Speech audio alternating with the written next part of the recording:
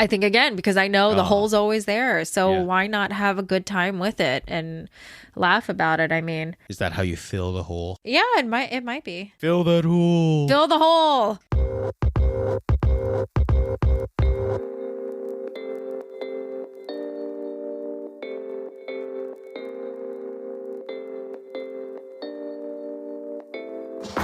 Welcome to Chicken Adobo for the Soul, where two siblings talk about life like they know what they're doing. My name is Terence. I'm Rachel. And how have you been? I'm good. Yeah? It's been pretty good. Work is fine. Very thrilling.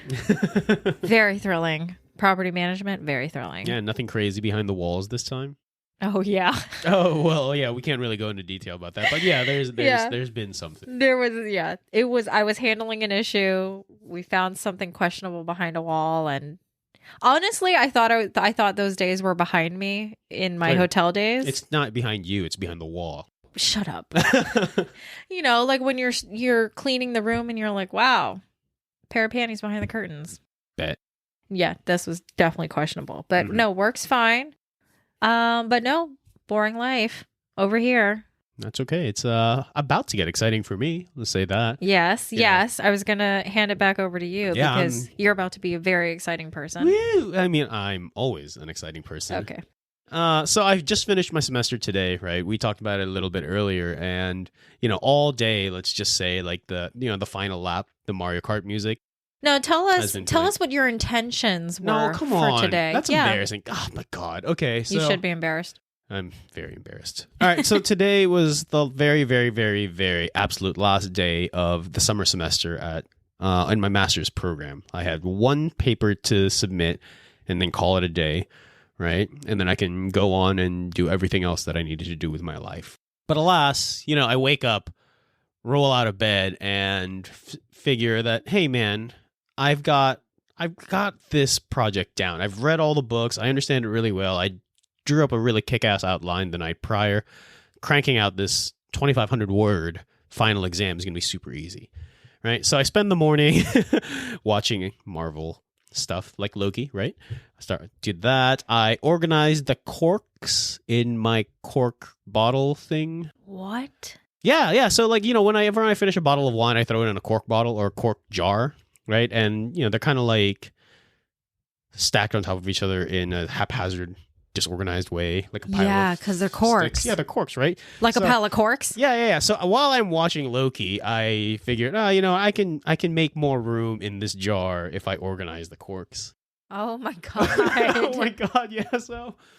That's what I do when I run out of things to clean and I have to stay busy. Yeah, and this is also partially me just like not wanting to do this paper. Right? So watching Loki, organizing these corks, having a good time, I guess. Noon rolls around and, okay, it's time to actually get to work. It's due at 5. Blah. Okay, here we go. So sure enough, at around 1:30, 2 o'clock, I think, right? I start realizing that, oh my God, I've made it all the way through the paper and I'm still 500 words short. Like, my God. And I tell you guys this in the group chat, right? And, I'm losing my mind. And so I get back into it. Which he continues to talk to us in the group chat, but we won't talk to him. Yeah, you guys are boring. Because somebody should be working on their final paper. Yeah. Okay, that's also true.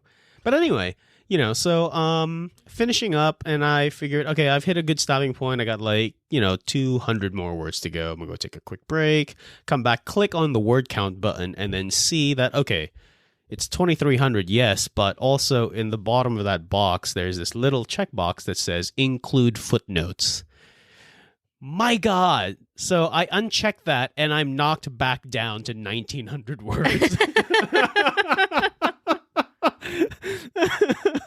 Oh man, yeah, and it's like 2:30-ish or 3 o'clock, whatever at this point, and yeah, the real panic starts setting in, and that's when the Mario Kart final lap music starts, just speeding up, panicking. Yeah.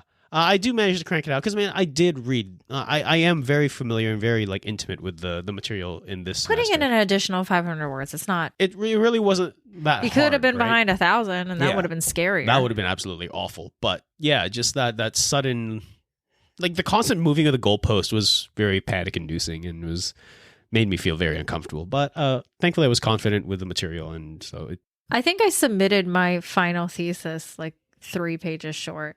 Gee. Because I couldn't say anything more, and then I passed, obviously. Oh yeah, but I got a better grade on my oral presentation because she had said, you said more in your presentation than you did in the paper. Mm-hmm. I'm like, well, yeah, shame. Well, it happens, but you made it. You're done. Yeah, I am. Yeah, so the semester's done. I'm graduating this summer. Right? Woo, yay! I'm a master of history. LOL. Anyway, hey, what are we talking about today, Rachel? We are going to talk about our feelings. Oh crap! Yeah, I probably shouldn't have brought that up. Yeah. So tonight's episode, which actually I'm happy to report we're back in the she shed. Oh yeah. We did explore recording in other areas of my house, which we realized with my dog and my turtle tank, those were not ideal. We could hear a lot of background echoes and tip tapping from my dog. So we're back in the good old she shed. So our feelings. Rachel, your feelings are valid and important. You are valid. Okay, shut up. As you can tell, I'm very callous and I care little about feelings. Oh yeah, you're gonna love the first topic we tackle. Oh my god. No, we have come across a topic that I think is important to share and kind of things that we, of course, the whole purpose of the show is we just want to talk about things that maybe not everybody wants to talk about, but can hear us talk about it and say, God, yeah, you're right. They said it. Somebody said it. So here we are addressing feelings and mental health. Yeah. There's so many layers to that because so many. I mean, whenever I'm like at a low point, right, I always reach out to you, and then you know where, my journey, where I've been and all the stuff that I've been dealing with. And so, I think it is very fruitful to explore this kind of, explore this space, right? Yeah. Because it's something that every adult ultimately has to reckon with, right? There are people who do choose to just bury it deep down and then, hey, oh man, somehow they're just going to blow up later on in life, or they're just going to, crash and burn. Yeah. Others deal with it more healthy ways, therapy, or actually just talking to people in general. Yep. Right.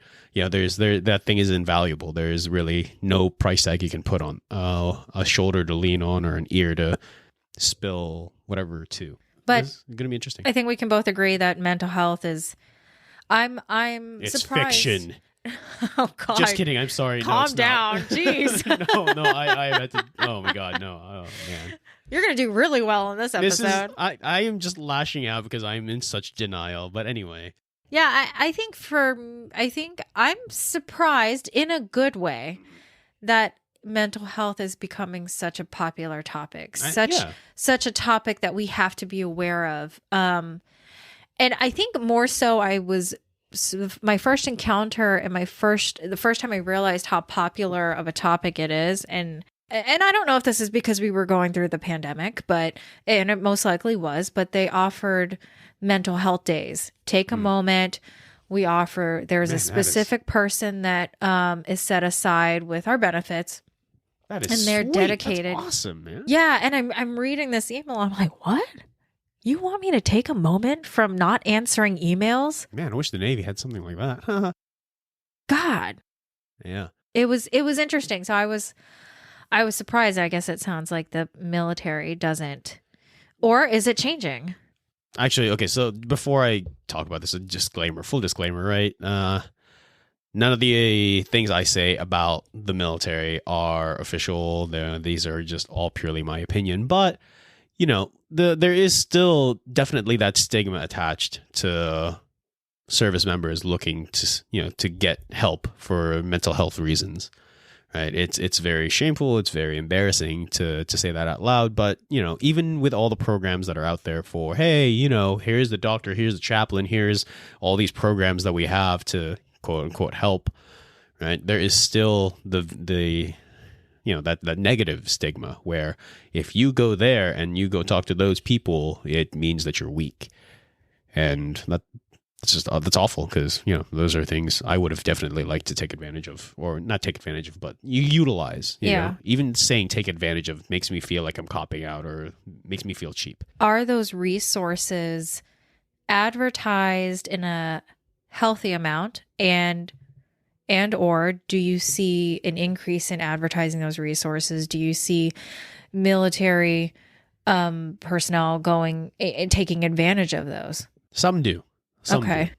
Not everybody. I mean, there are definitely a lot of sailors, right? I mean, I interact mostly with sailors. There are a lot of sailors who would benefit from it for sure.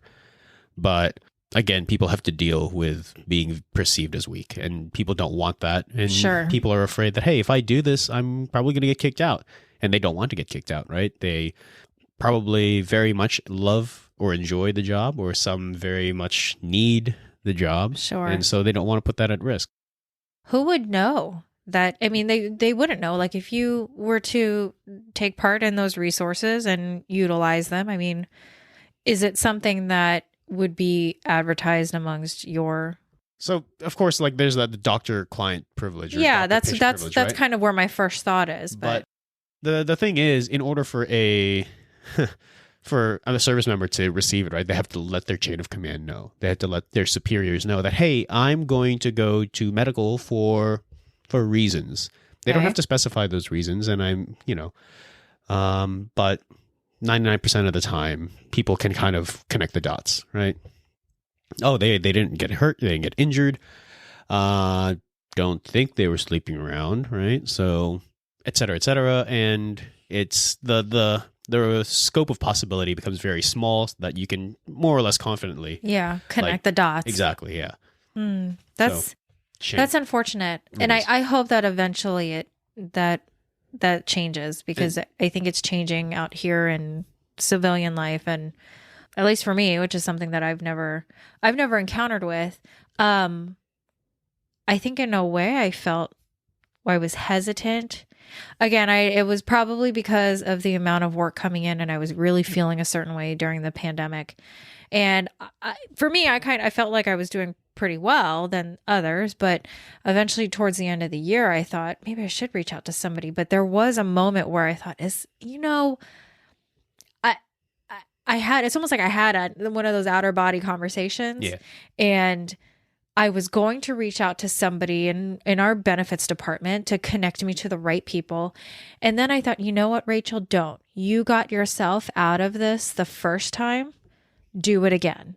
Oof. And that's self-reliance, though. Yeah, which I think is amazing. Yeah. But also can be very hurtful and not beneficial at all. Yeah. I did get myself out of sort of a hole nearing the end of college, and I was very proud of myself. And that's kind of what prevented me from speaking to somebody, is just more so like, I did this before, I can do it again. And but there's a lot to be said about, asking for help. There's strength, because you have to admit that, I am weak in some things. I am weak in this way.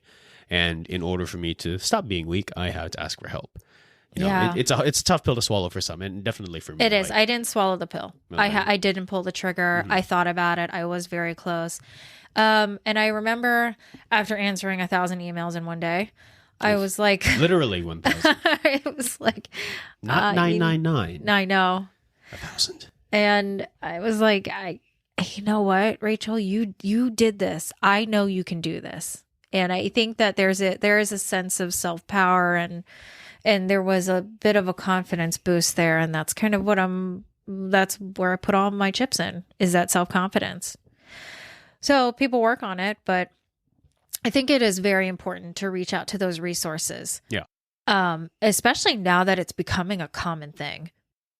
Yeah. And I mean, I was going to put in a thing about some at least a historical hypothesis as to why it's becoming more prominent nowadays. Right. Okay.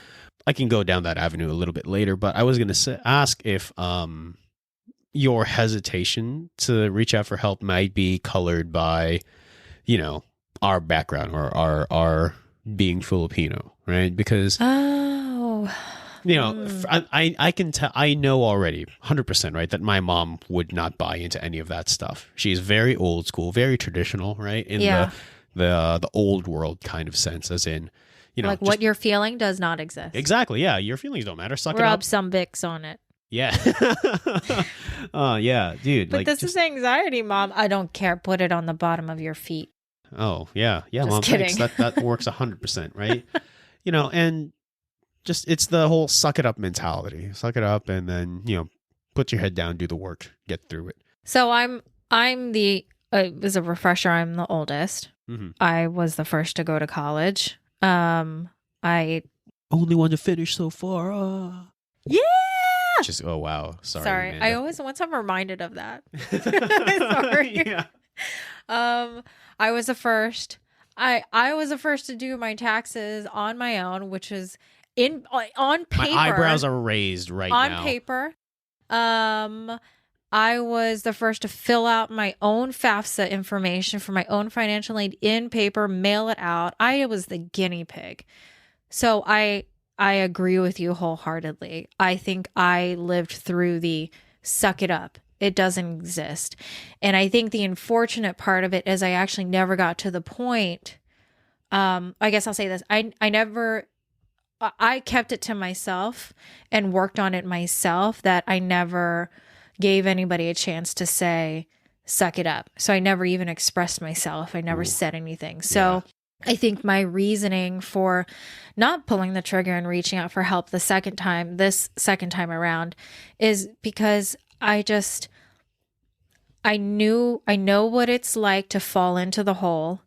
I know what it's like to be in the hole, and I know what it's like to make your way out of it. And I loved that feeling because I know it's possible. Yeah, so you got the cycle down, Pat. Yeah, so to answer the original question, I don't think it was the suck it up mentality. It was just knowing the process that I took. But what's harder this time is I haven't done that in a very long time. Mm-hmm. And it's almost one of those like, I'm too old for this shit kind of things, I'm tired. I don't know. So there you go. You said it, right? I don't think it's a matter of, age here, right? It's everybody's strong in some sort of way, right? Mentally, physically, spiritually, whatever the case might be. But you may be strong, but you get tired eventually. Yeah. Right. And, everybody's mental fortitude, however you want to word this, has limits. Everybody's endurance has limits. It's understanding when you've hit that point that you need to, reach out and ask for something. Don't crawl into a bottle like I do, huh? Yeah. And it is the bottle and the hole, whatever you're in is a very comfortable place. But I think our generation is sort of a mixed bag where some of us crawl into the hole and think of it as a very comforting place and we come out when we want to. And then some of us reach out for help. Mm-hmm. And then some of us just kind of do whatever. The thing, though, right? Like I'd like to think that millennials, like us, right, are reaching this point. We're the generation that's very comfortable. Tired. Well, yeah, very tired, yes. But we're also very comfortable with acknowledging the fact that, mental health is an issue that that deserves attention. But we're also coming in with we're materially comfortable, so to speak, right? As far as generations go, like, look, you have your own freaking house, right?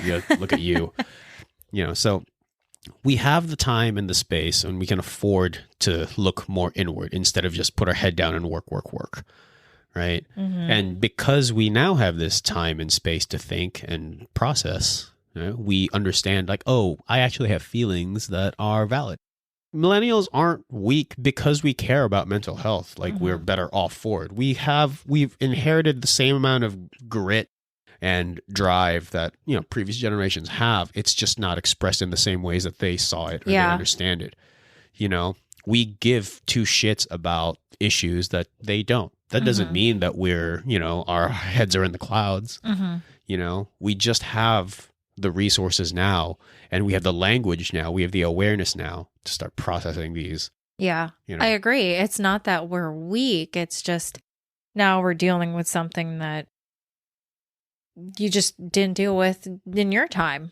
Yeah. And I think there's in a way I almost feel empathetic towards for the generation before us, because I think also some of them have a very difficult time understanding. So to what you were alluding to with this Asian culture and being Filipino, it's I have witnessed where it can be difficult for them to grasp it, and you can almost it makes me sad because you can see the wheels turning, but not fast, not understanding it. I don't know. For me, dealing with mental health and feelings, I do understand that it can be. I do understand that being Filipino can add another layer of weight to it. Mm-hmm. But for me, I don't feel that. I guess maybe that just might be the American side of me. But I mean, it's new, and it's new for me, reaching out to resources. I think, like I said, I did it by myself, and I've always had a small circle. I've always had the circle I've had. You've always been around. My sisters have always been around. I've always had the same friends, and I could have reached out to any of them, but I didn't. I dealt with it on my own. And there was a lot of acceptance and stuff, and I think now I'm more so reaching out to my circle whenever I am feeling a certain way. Yeah, you need that network. Yeah, and it's new, and it almost makes me feel like nervous. It almost makes me feel like how are they viewing me? So I do. How needy do I look? Yeah. Right now? Am I on repeat? And sometimes I get with that with Marcus. Sometimes I don't want to sound like a broken record. But yeah, I don't know if but that needs to happen though, Yeah. Like no matter how many times. Outlet. Yeah. Yeah. So I mean, but what about you? I mean, well, I guess I'll ask. I mean, do you feel like you're in a hole or in a bottle? Do you feel like you're out of it? Do you feel Oh man, like it's all timing. It's all timing. Like we've talked many times in the past, right? And like especially when I've been in the literal pit where I think I've blacked out a couple of these times and I'm just messaging you and I'm telling you all these things that I'm sending you like screenshots of chats and awkward random stuff at 3 a.m, right? And, I can tell you like I'm not there right now, know, but who knows what the future brings. So it's interesting. It sounds like you're in your space. I'm on the up, I guess, or I'm above water right now. Which is great. Yeah. So mine's a hole. It sounds like yours is like a pool. A swimming pool. The ocean, because I'm a sailor. Wow. That's why I'm above water. I didn't connect those dots. Wow. Oh my god. You dense mother. Wow. Oh my god. Okay. Anyway. No, that's fair. So it just sounds like it's, your level of wherever you are in the water is dependent on the situation at hand, or I guess, because no, it's a lot of those times when I did like reach out to you and when I was in very dire straits, right? I think those were where I was at the end of my rope, right? Or the bitter end for those who are, familiar with the Navy term. Bitter end doesn't mean it tastes bitter. It's bitter is actually a part of a rope. It's the end of a rope. Anyway. Wow. Oh, what a nerd. Yeah, that's exactly what I'm thinking. Go ahead, nerd. Wow, thanks for hurting my feelings, Rachel. Oh my god. Anyway, that's those points where you're just too tired to deal with it and you don't know what else to do, right? And those are the times where I wish I had reached out to whatever official resources or whatever, military doctor was available. While I was in Japan, they definitely were not available, right? I've made appointments and I never made it to any one of them because either one, the workload on the ship was too much and they couldn't afford to lose me, or two, when I did go to my scheduled appointment, they couldn't see me. So yay government healthcare / yay military life, right? So there was no winning in Japan. I did go to therapy here in the States when I was finally on shore duty. I went to 2 sessions and then I kind of wussed out, right? They started asking like really, really deep and cutting kind of questions where I'm really forced to reckon and look at myself and think about what the hell have I been doing? Right. And I think, I was really terrified. Which is the point, not being funny. No, that is the point. That is absolutely the point. Yes. Right. Yeah. Because you have to wrestle with it. You have to deal with it and then figure out how to move on from there. And I was just, to be honest, I was terrified and I never went back. I rescheduled another appointment to restart, but then again, I was too scared to go back to that session, to the third, what would have been my third therapy session. And so I haven't had an episode, I'd say, right, since. So I'd never felt the need to go back. And maybe I'm just, pushing it off until way later, or I'm just ignoring any signs if there have been any. But I think I'm okay right now.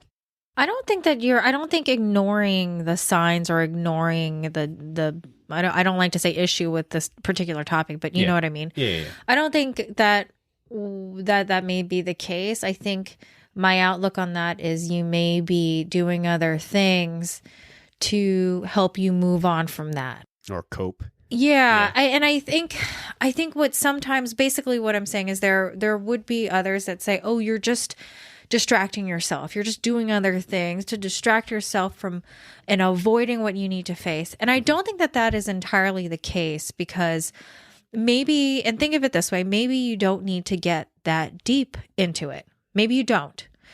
But the first step also, I believe, is acknowledging that it's there. And it's sometimes maybe you're not supposed to know the root of it, or you're not supposed to know what the origin is or what actually caused it. But it's, I think, maybe knowing that it's there, and maybe superficial reasons why and when it came about. I think that sometimes that can be enough. So when we distract ourselves, so to say, with other things, it's not really distracting ourselves with other things. I think it's more so just helping us move from that. Or I guess in other ways, keep yourself busy. And then before you know it, whatever you were walking away from, you've already walked too far away and you're already far gone. And there you go. You're one step closer to shore. See, but that's the thing though, right? If we were to just focus on work and, keep distracting ourselves with something else, isn't that the same as, putting our head down and ignoring the pain? Because that's the approach that, I think it depends our on parents how and grandparents took. I think it's going to depend on how you feel about it.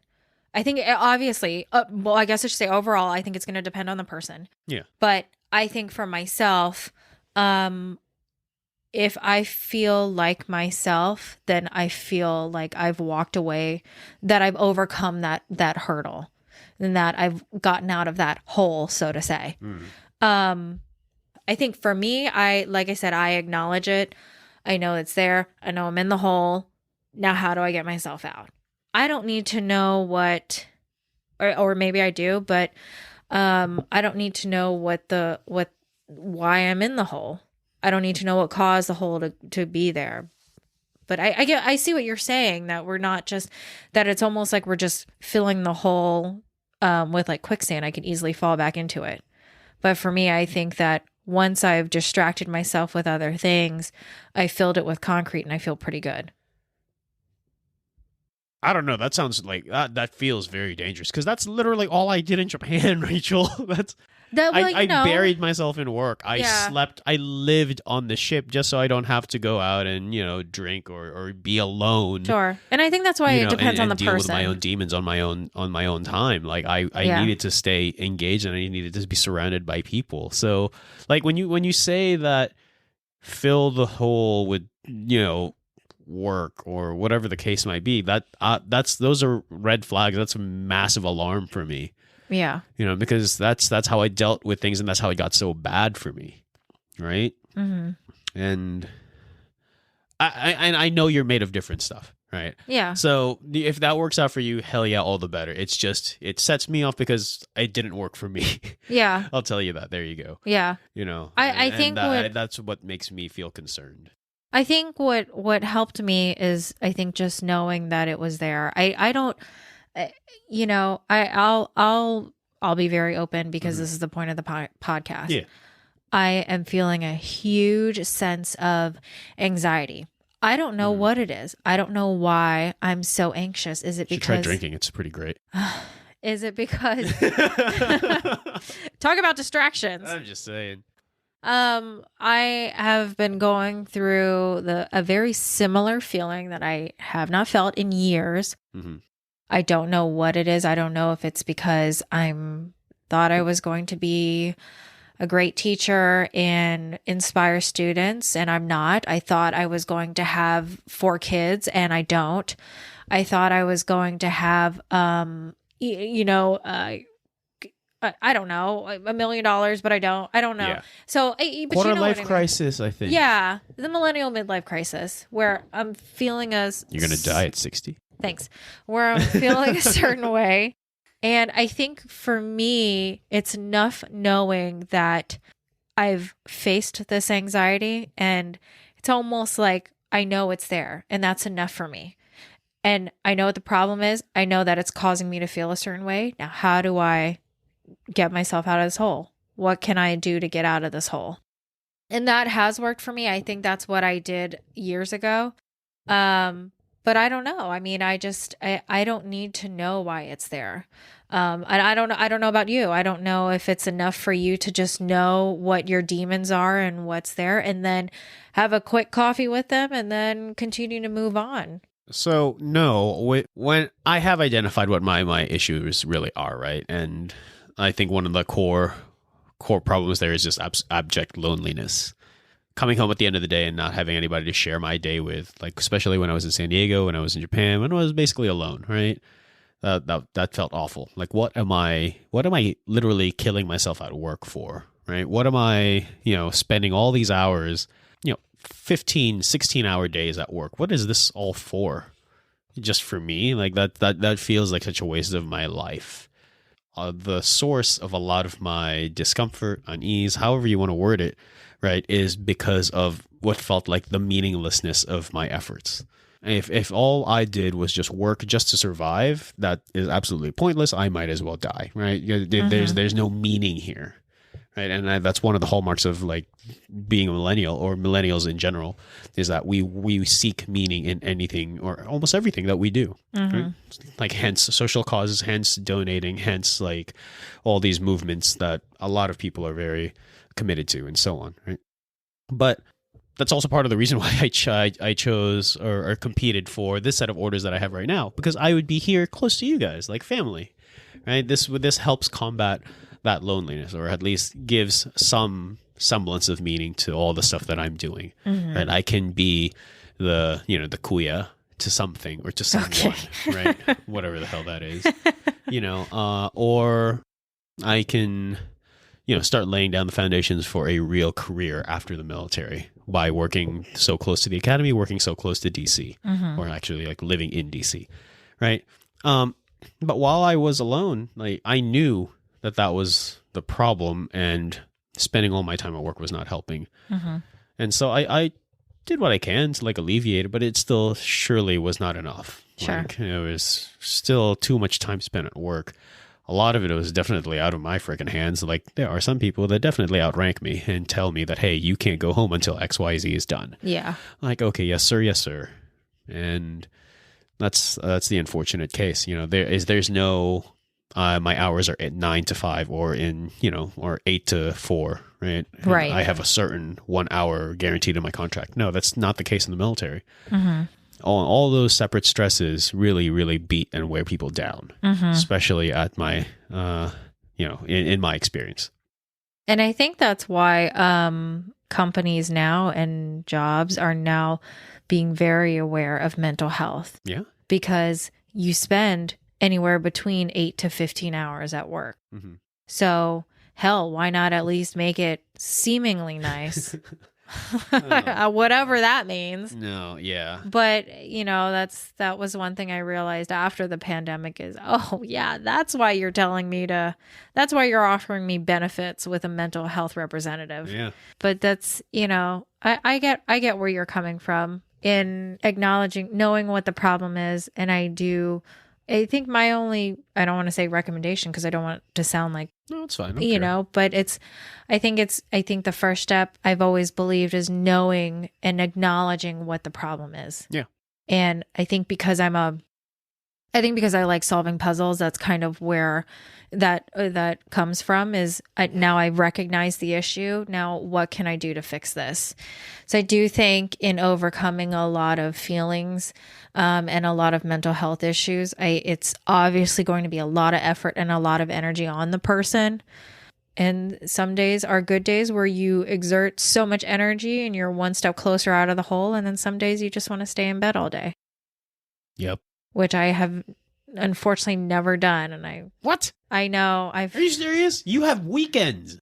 I'm That's up. what the weekends are for, Rachel. I know, but I'm up by like 8 o'clock. I have a cup of coffee. I clean the house, and So here's the thing, right? From what you've been telling me so far, I feel like we share a common base here, right? When we get into that feeling, or when we get into that mood, or even where I think you and I are at the age where we're past that. We know exactly what our demons are at this point, right? Once we've identified it, we both share that very first step. From the language that you've been using so far, it seems like you're just comfortable with it just hanging out in the corner and be like, hey, man, what's up? Yeah. Meanwhile, I'm like, yo, this sucks. I think because how I can know. murder that thing. Okay, I was going to say. I think because I know for some reason, and I don't know why. So I really can't explain more than this, but for some reason I know it's never going to go away. Is that why that part of the wall is empty? So don't your things... do that. Is that for don't the do that. Don't. Moo is Tagalog for ghost. Don't. There's a corner in this room that's just Are empty. you? Don't. Okay, I'm don't. done. I'm done. Makes me so mad. One time I was on FaceTime with Marcus and it was dark and there was, cameras in front of me and there's an alarm clock behind me and it was literally just the wall. Yeah. And Marcus said, "Oh my God, something just moved in front of the alarm clock." I was like, "Don't freaking say that." Just as a side note, so we can keep a little bit of happiness in this conversation. Yeah. Yes. So Mumu is Tagalog for ghost, and I grew up. I don't know. I think this is Lola's fault. Yeah, that's not my problem. I don't believe in them. But it was like I think that I grew up believing in ghosts, and I think it was just a ploy to keep us all in the same room so she could just watch her soap operas. Yeah. Don't go down the hallway. There's a Mumu there. And scarred for life. Sometimes Marcus will say that when I'm coming up the stairs and I go, and it like it scares me a little bit. That's what's up. I gotta get this house blessed. Wait, did you? Okay, so like mild sidetrack, right? Yeah. Did you guys do like those Filipino like house superstition kind of things? Like if I will be. Okay, so you haven't. I have not. Oh, so your house definitely has moo-moos in it. Oh my God. I'm just saying. Don't say that. You literally have had 6. Don't say that. No, hang on. No, it's not. Oh even my 6. God. It's 10 months now, Rachel. I know. You had nearly a whole year to like sanctify. Now I'm going to be really nervous for like the next 3 days. I'm going home after this. Don't, because Marcus is going to be home late and then I'll be by myself. Oh, okay. Not my problem. Yeah, you had 10 months to deal with this problem. Did you have your condo blessed? I don't believe in it, so I don't care. If you don't believe, you're the trope at the beginning of the movie that dies because you don't believe. I'm not. I at least make it 45 minutes into the movie. Jeez. Okay. Why did you say that? Retrack. Whoa. What were we talking I'm so mad at you. Why did you say that? Are you gonna obsess over it now? I mean, it's one of those things where you just kind of keep in the back of your head. Shut up, okay? Okay. To the question you had asked is. I think for some reason I always know that my demons, my hole is always going to be right there. Thank you. Yes. In the corner. Okay. I was pointing at the corner. Okay. And I think the reason why I knew it was always going to be there and I accepted that sort of feeling is because I didn't think I was going to be back here again. Mm-hmm. So it just made me realize, all right, if it was easy for me to go back into the hole, this hole's always going to be here. I think success in getting out of the hole is just kind of me sitting on the edge. Just avoiding it? Yeah, maybe walking around the hole, Yeah. So, and you said, I guess, you're like, let's get rid of it. Let's fill the hole with concrete. No, I aggressively murder the thing with alcohol, drown it in alcohol. We probably go drink together and, be bros. And then when they're blacked out, then I choke them to death. Okay. Yeah. They'll never see it coming. It's fine. It's fine. Yeah, that's my strategy, right? And then go from there. Yeah, I know it's always going to be there, and that's sort of something I've accepted. I think because I have, I can live my life knowing it's there, knowing that I'm okay with it, knowing when I'm not okay with it, and when I need to get myself out. But I think that's kind of what I've come to realize. What are your thoughts on back to the comment you made about the generation before us? But what are your thoughts now? Because we as millennials get a lot of heat of like, stop being emotional. Oh yeah. Stop crying. Get off my lawn. That's not what they say, but you know what I mean. I don't think so, but no, it's hard to support both sides of the position that I'm in, right? My position, really, to put it in, I guess, like civilian terms, is mid-level management, essentially, right? I'm trying to translate this into something most people would understand. But you're trying to dumb it down. Not dumb it down, but I'm trying to translate into more common language, but. Because no one's going to know what 3M, CAS reps, and CAS cores, or dumb it down. What PB4T is, right? So, anyway, I have production quotas. I have deadlines to meet. I have certifications, trainings that Big Navy has outlined that needs to happen at these very specific times or within these very specific windows. So, a lot of them tend to overlap, and a lot of them. It's really hard to prioritize. It's really hard to make it all happen, make it all work. And so when you have these impossible deadlines, impossible projects to string together, and you have a crew or a ship that is grossly undermanned, it becomes very difficult to hit those goals without pushing your men and women to the limit, without pushing your sailors to the limit. And past that, you're asking for 150% when all they've got really is like 80 at best. And that's not a knock on them. They've already gone through hell and back, but then you keep asking for more, right? And so, yeah, they're going to get strained. They're going to hit those, exhaustion points, those mental exhaustion points, like we've said. And it's hard to keep asking, constantly ask, right? I'd like to think in these grandiose terms. Like, again, I'm a historian, right? So I think in these, or I am very tempted to think in these bigger terms, where you think back to World War II, for example, right? It's a very common touchstone in America, where you ask for these men and women to give and give and give, and they have a very damn good reason to, right? Hey, the Nazis are coming, or the Japanese are coming, or we need to exact revenge, stuff like that, right? And of course, they're going to perform.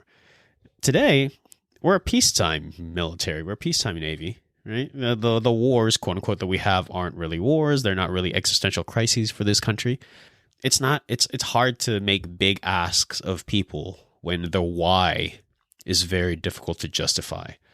We can try justifying it with, these lofty, nebulous, abstract ideals like service and patriotism and dedication and brotherhood, all that good stuff, or sisterhood, whatever, right?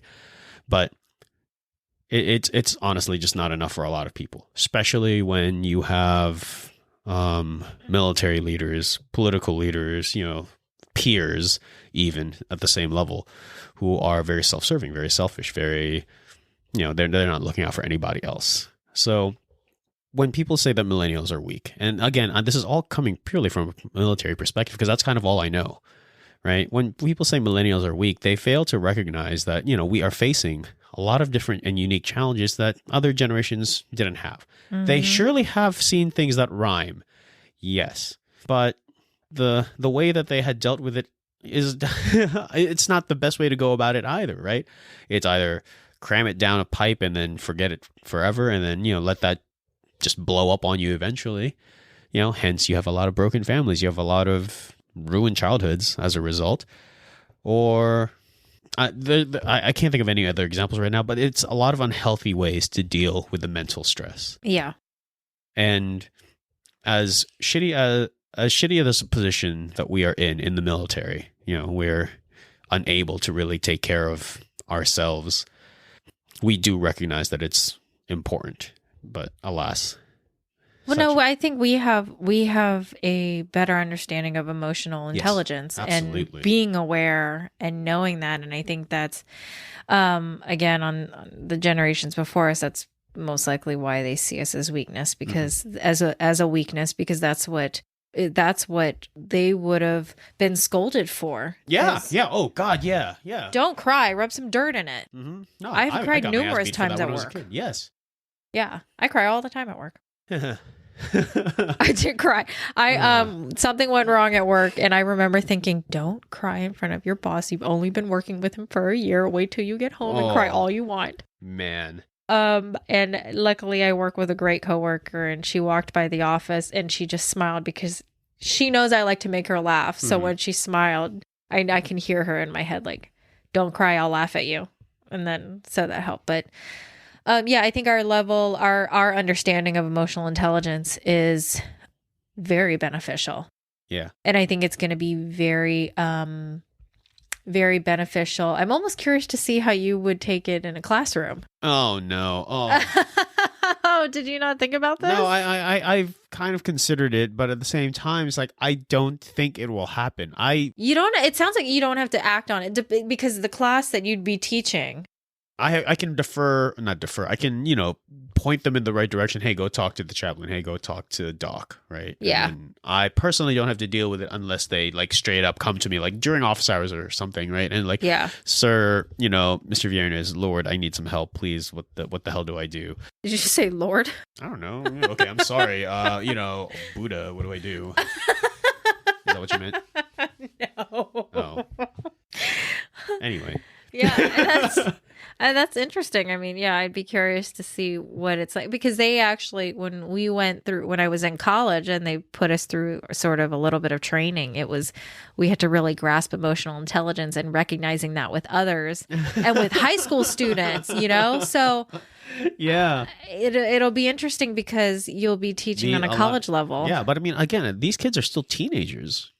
I say they're kids because I'm 34 and the classes I'm going to be teaching are like 18 and 19-year-olds. So feasibly, they could be my kids, right? Yeah. Wow, that's weird. They're still babies. No, so I find it funny when you said that you've cried in front of your boss. Yeah. Sorry. No. I laugh because I've cried a lot. Oh my God. No, it's... I still remember the day. I'm surprised that's not made it onto a review. Oh. On a personal evaluation. Damn, all right. Cries too much. I guess. I don't know. Like, emotions have a very weird place in the military because... I can imagine. Yeah, there you go, right? I've cried once in front of... He's not technically my superior, right? I technically outrank him, but he's been in the military for a very long time. Right, so he knows his shit in and out. Yeah, like this dude is a wizard. Like he knows like all he knows the ship down to every single screw. Right. And I'm just this guy who's, I guess, faking it till he makes it. Essentially, no, because that's literally what being a junior officer is. Junior officers are not meant to be subject matter experts. We're there to facilitate work. Okay. And eventually run ships. Point being is that this guy knows how the ship works. I just ask him to make it work for me. Right. That's more or less the relationship, but. Because of his deep knowledge, he has that kind of informal authority over basically everybody. Yeah. Right. And everybody respects the hell out of that. And I absolutely did too. But at the same time, I was absolutely terrified of this guy. Right. And, he did constantly keep piling on work, more and more and more and more and more work and he was also just this very abrasive, very callous individual. Right. And those are the best kinds of people. Outside of work, yeah. That was a lot of sarcasm. Keep going. Oh, okay, good, yeah, yeah. But at work, I hit that breaking point. Yeah. There was this one week where I was de facto like department head. I was running the entire engineering department, and I'm not qualified to do this. Right. I was just filling in for my boss who was gone for some reason. And so I have to do a lot of these other responsibilities on top of my own, which is pretty significant already or substantial already. And as the department head, I'm getting recommendations, I'm getting tasking, I'm getting all these different, directives from this guy. Yeah. And, I'm way underwater at this point. Mentally, professionally, I can't deal. Yeah. And, he berates me in private, of course, right? And I'm staring at him like I'm looking at you right now, eye contact, keeping it solid gaze, and I couldn't control it.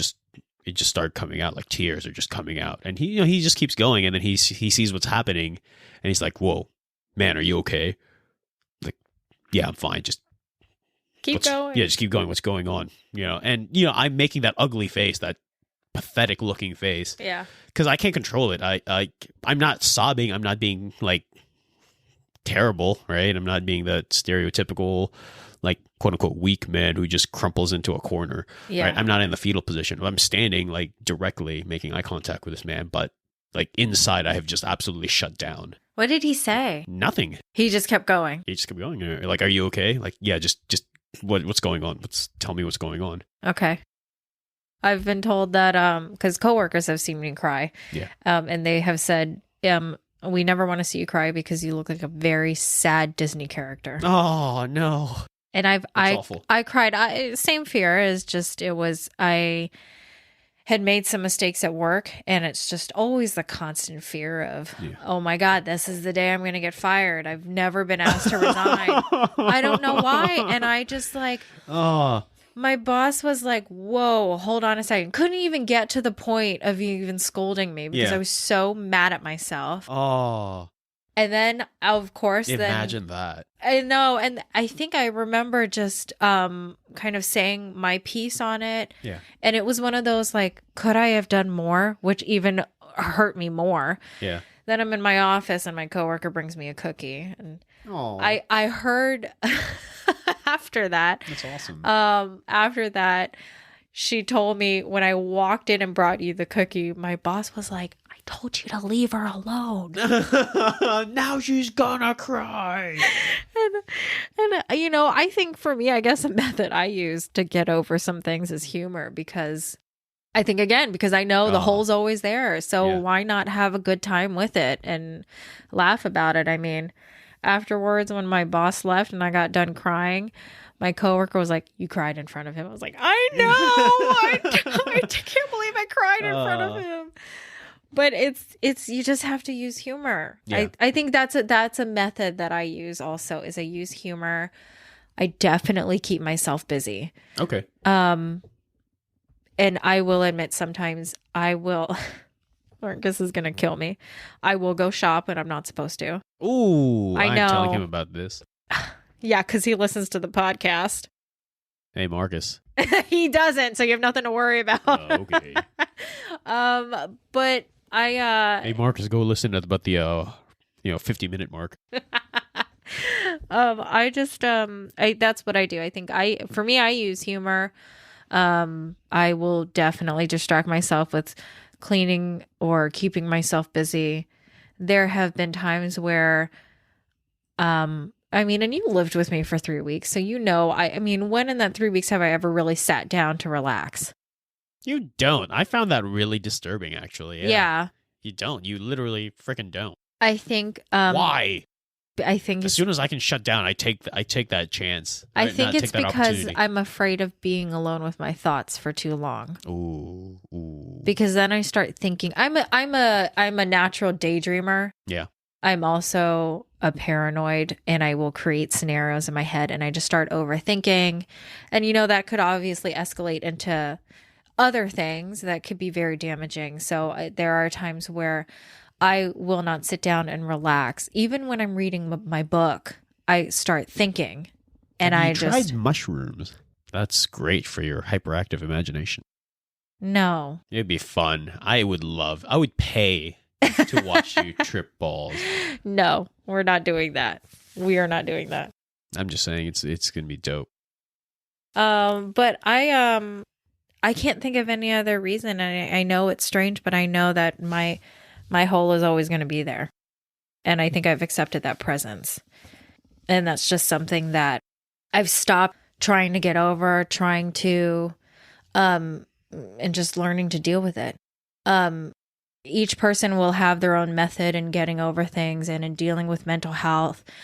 Everyone knows, especially now, that it's important. I do see that the generations before us are making a wonderful effort in understanding it and not just simply saying, "Suck it up," although we know that they just want to say that.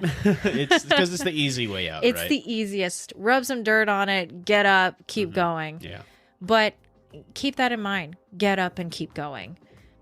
So I thank you all for listening to us on this pretty weighted topic. And we will talk to you next time.